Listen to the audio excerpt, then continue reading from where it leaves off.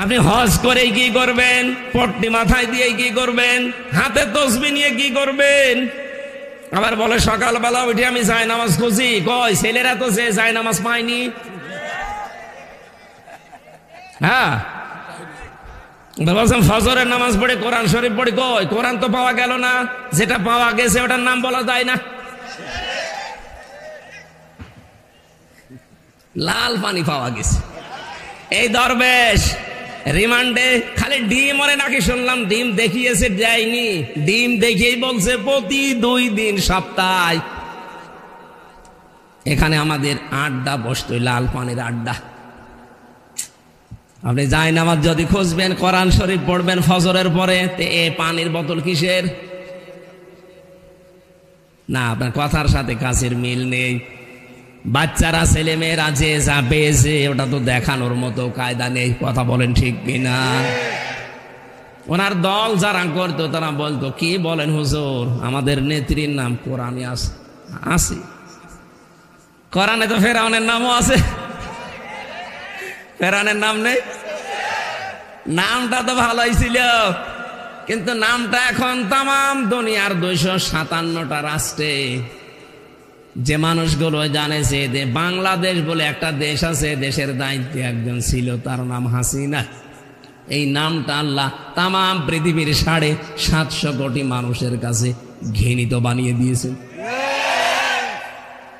আমার এই ছোট্ট জীবনে আমি যতগুলো দেশ ঘুরেছি, যেখানেই গেছি, যে ভাষার লোক বলেন, যে জাতির লোক বলেন, যে ধর্ময় মানুষ জিজ্ঞাসা যদি করে বাড়ি কোথায়, যদি বলি বাংলাদেশে, ওই একবারেই বলে যে ওই দেশে একটা হারামি আছে। অথচ আমি এখনো কিছু বলিনি, আন্দাজেই বলে। নামটা কিন্তু সুন্দর। এ পৃথিবীতে যাদের নাম সুন্দর ছিল, ইয়াজিদ নামটা খারাপ নাকি? কত সুন্দর একটা নাম, কিন্তু এই লোকটা জুলুম করার কারণে আল্লাহ পাক তার নামটা এত বেশি ঘৃণিত করে দিয়েছেন।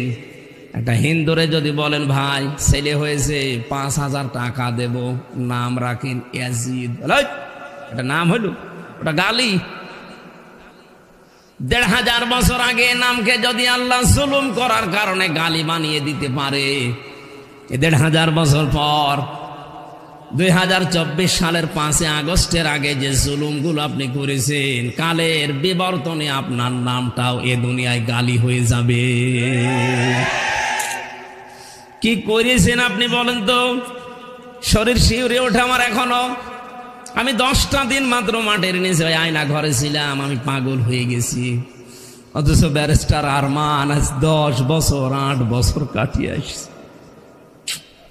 আপনি কিন্তু জানতেন যে ইলিয়াস আলী কতদিন আগে মারা গেছে?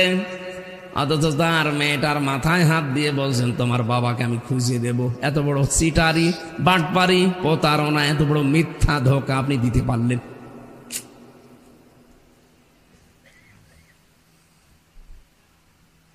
পৃথিবীর ইতিহাস যত আমি পড়েছি, বিশ্ববিদ্যালয়ে থাকাকালীন বহু উপন্যাস পড়েছিলাম, আমি বহু ইতিহাসের বই পড়েছি। কোনোদিন এই কথা আমি পড়িনি, শুনিও নি, পৃথিবীতে মানুষ হত্যা করার পরে তার লাশের উপরে কেউ ড্যান্স দিতে পারে।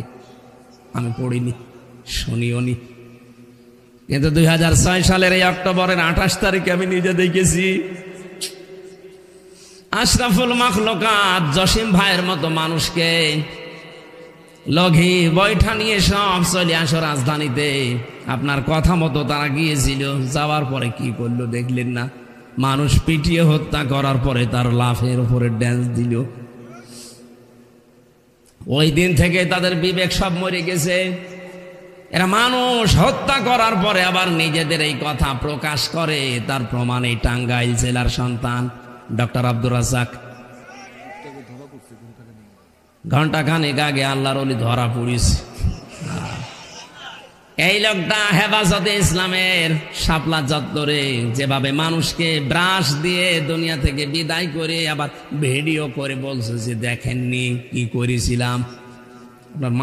মানুষের বিবেকে এটা বলে কি করে? একবার সিরাজগঞ্জ থেকে যাচ্ছিলাম কুষ্টিয়ায়, বাসের পেছনে বসে আছি, ড্রাইভারের পেছনে। রাস্তার মাঝে দেখে একটা মরা কুকুর পড়ে আছে। ড্রাইভার সাহেব ওপর দিয়ে না চালিয়ে বাম দিয়ে চালিয়ে দিল, গাড়ি একটু ঝাঁকি দিয়ে উঠিস। ড্রাইভারকে বললাম আপনি এমন করলেন কেন, এখন অ্যাক্সিডেন্ট হয়ে যেত।